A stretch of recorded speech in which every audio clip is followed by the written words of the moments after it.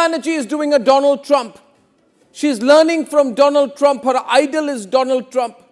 She has realized that she has to behave in a Donald Trump way, or at least she started believing she's Donald Trump. She's thrown a Donald Trump type of tantrum.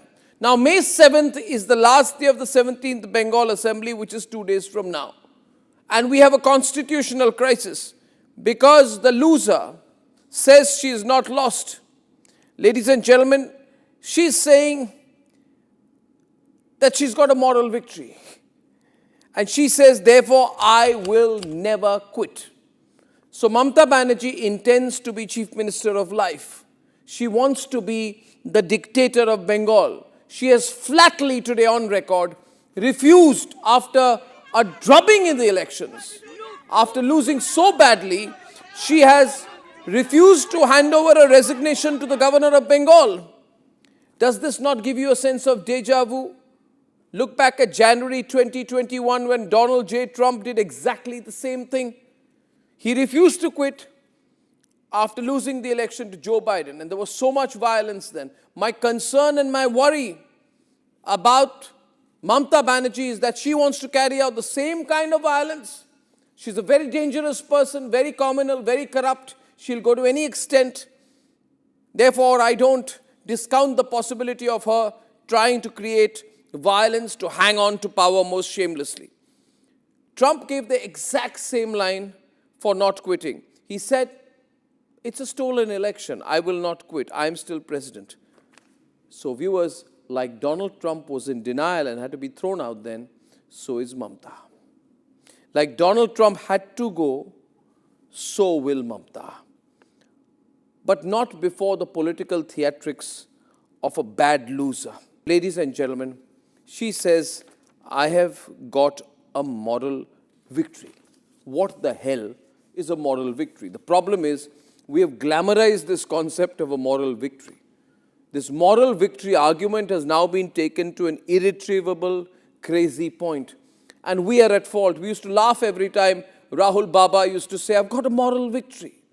I'm not a loser. He says it even now when he's got 99 defeats. This is not a joke anymore.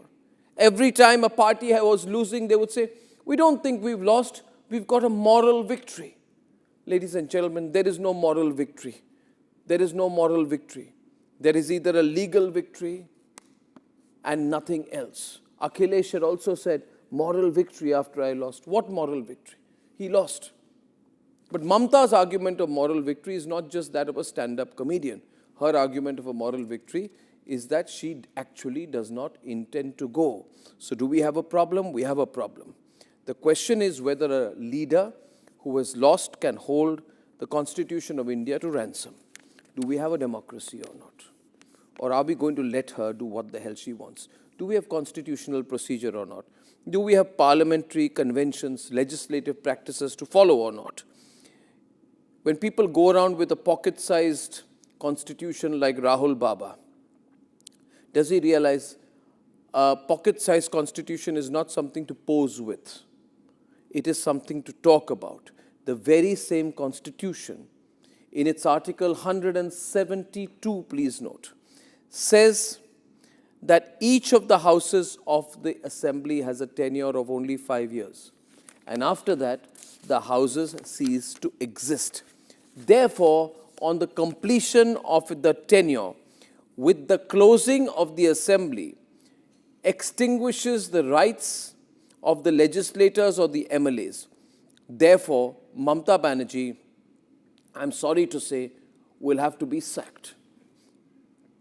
It is an opportune moment to sack Mamata.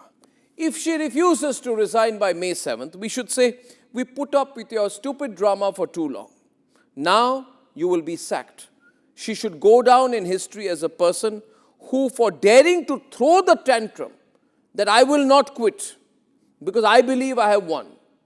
Imagine if Rahul Gandhi had said in 2014, in 2019 and 2024, I have got a moral victory. Therefore, I need to be Prime Minister. What if Manmohan Singh had said, after losing in 2014, that I'm not going to give up the Prime Minister's position? This very act of trying to defy convention, defy the constitution, has to be put down with a heavy hand. This political drama has to end. The same constitution in Article 164 says that the ministers, including the chief minister, hold office during and with the pleasure of the governor. The pleasure of the governor means that the term of the chief minister is coterminous with the term of the house. Mamata is doing drama. I believe she's, again, I'm saying, a dangerous person. She's desperate. Because not only is she losing chief ministership, let me clearly tell you, the fact that 22 of her ministers have lost, she knows the day she is not officially chief minister, it is the end of the Trinamool Congress. Because it's not a party, it's like an operating mafia. Ladies and gentlemen, I ask you tonight, why should we put up with this mafia? Aren't we all fed up of this moral victory argument? It is a mockery of the political maturity, ladies and gentlemen, of the citizens and of the Constitution of India.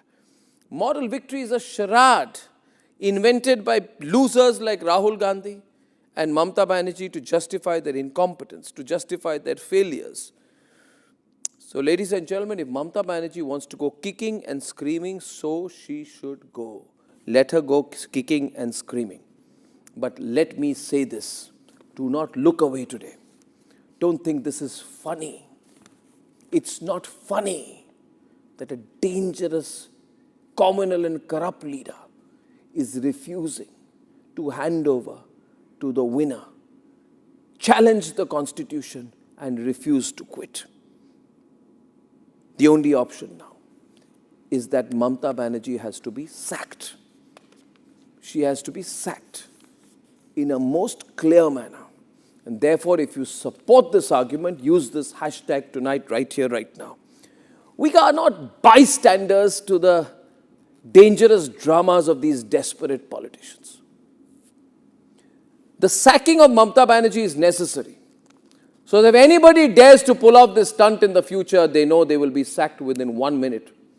Not just by governors or presidents, but by the Constitution of India and to those to whom democracy truly belongs, the people of India. Sack Mamata. Sack Mamata. Sack her before it's too late.